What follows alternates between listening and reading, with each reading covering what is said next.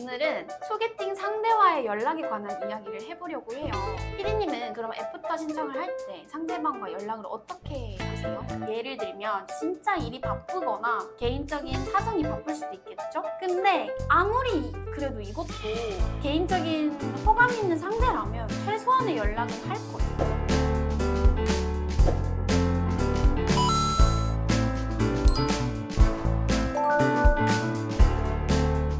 안녕하세요, 김양입니다. 소개팅 회사 다원에서 알려드리는 소개팅 관련 정보. 오늘은 진짜 많은 분들이 헷갈려 하실 만한 상황을 가져왔어요. 피디님, 소개팅을 하고 나서 제일 고민되거나 헷갈릴 만한 상황이 있을까요?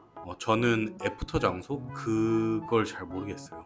피디님은 애프터가 좀 수월한 편이신가요? 딱히 막 그런 건 아닌데 그냥 소개팅 자체가 저는 너무 어려운 것 같아요. 어렵죠. 근데 그 중에서 진짜 어려운 거를 제가 갖고 왔어요. 오늘은 소개팅 상대와의 연락에 관한 이야기를 해보려고 해요. 피디님은 그럼 애프터 신청을 할 때 상대방과 연락을 어떻게 하세요?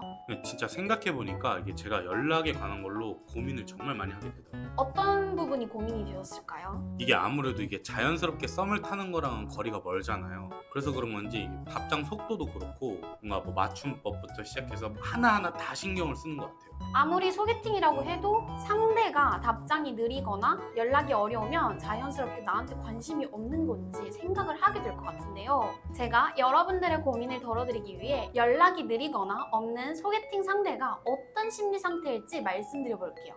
사실 제일 큰 이유는 뭐냐면 조금 상처받으실 수 있겠지만 크게 끌리지 않았을 가능성이 커요. 특히 진 소개팅의 경우 100% 마음에 들어서 나온다기보단 주선자와의 관계, 주선자의 설득에 휩쓸려서 가벼운 마음으로 나오는 경우가 있어요. 그런 경우에는 상대가 예의상 소개팅을 마쳤지만 큰 인상을 받지 못했을 경우, 그리고 연락을 이어갈 마음이 크게 없을 수 있어요. 호감이 있다면 연락을 적극적으로 이어갈 확률이 높겠죠? 진짜 직설적이긴 한데 이게 가장 큰 이유일 것 같네요. 이럴 때 확인하는 방법이 혹시 있을까요? 좋은 질문을 해주셨는데요. 이럴 때는 주선자에게 넌지시 질문을 던져보시는 게 크게 도움이 될 수 있어요. 주선자도 오늘 소개팅이 어땠는지 조심스럽게 물어볼 수도 있는 상황이다 보니 혼자 생각만 하기보다 주선자에게 물어보면 고민을 조금 덜 수 있어요. 그러면 이 이유가 전부일까요? 향님 말대로 마음에 든다면 연락을 분명히 잘했을 테니까요. 에이, 또 그렇지도 않아요. 다른 이유들도 있을 수 있죠. 예를 들면 상대가 워낙 성격이 조심스럽거나 소극적일 수도 있거든요.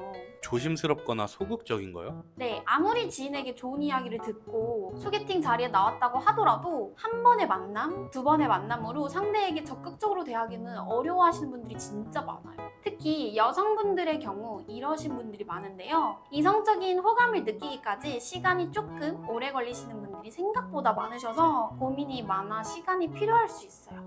그래서 어떤 상황인지 주선자에게 물어보는 게 진짜 중요하겠네요. 맞아요. 애매할 때는 망설이지 말고 주선자 찬스를 쓰시고 부끄러워하지 말고 솔직하게 물어보면 대부분 솔직하게 대답해 줄 거예요. 근데 진짜 어렵네요. 근데 그러면 두 가지 이유 말고는 없을까요? 뭐 다른 다양한 이유가 더 많을 수 있죠. 예를 들면 진짜 일이 바쁘거나 개인적인 사정이 바쁠 수도 있겠죠? 근데 아무리 그래도 이것도 개인적인 호감 있는 상대라면 최소한의 연락은 할 거예요. 그럼 그 최소한의 연락도 성이라고 볼 수 있겠네요. 너무 어렵습니다. 소개팅 진짜 어렵죠. 이게 사실 사람마다 또 느끼는 기준도 달라서 뭐라고 확실하게 얘기하기는 정말 애매한데 근데 또 어떤 이유도 있을 수 있는지 아세요? 근데 이것보다 더 대단한 이유가 있나요? 이건 또 모든 사람들이 그런 건 절대 아닌데 소개팅을 하나만 하는 사람이 진짜 드물어요. 무슨 뜻인지 아시죠, 피디님? 하나만 하는 사람이 없다? 그게 왜요? 요즘에는 여러 소개팅을 동시에 진행하는 분들도 꽤 많으세요.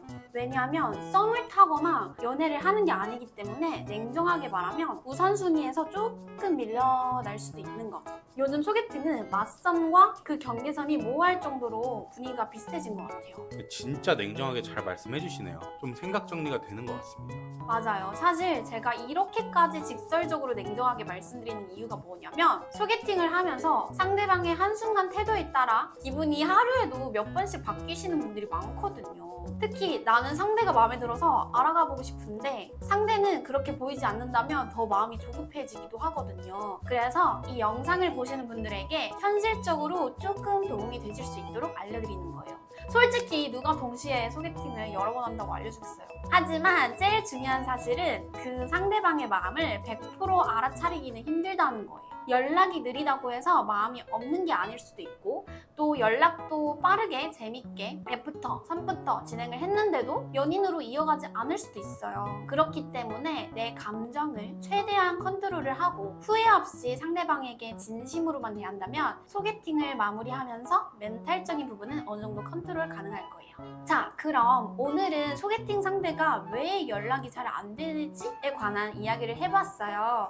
상대방에게 이렇게 진심인 여러분들을 보면 지금 그 상대가 아니더라도 나를 알아봐주는 좋은 사람 분명 만날 수 있을 거예요. 내가 준비가 잘 되어 있고 건강한 마음과 신체를 가꾸고 있으면 누구보다 좋은 사람과 행복한 인연 만드실 수 있어요. 그럼 오늘은 여기서 마치면서 소개팅을 앞두고 계시거나 연애 관련 고민 있으신 분들은 댓글로 알려주세요. 제가 여러분들의 고민을 덜어드릴 수 있도록 좋은 영상으로 또 찾아오겠습니다. 연애, 소개팅에 진심이신 분들은 구독해주시면 좋은 정보 많이 얻으실 수 있을 거예요. 우리 모두 다원해 안녕!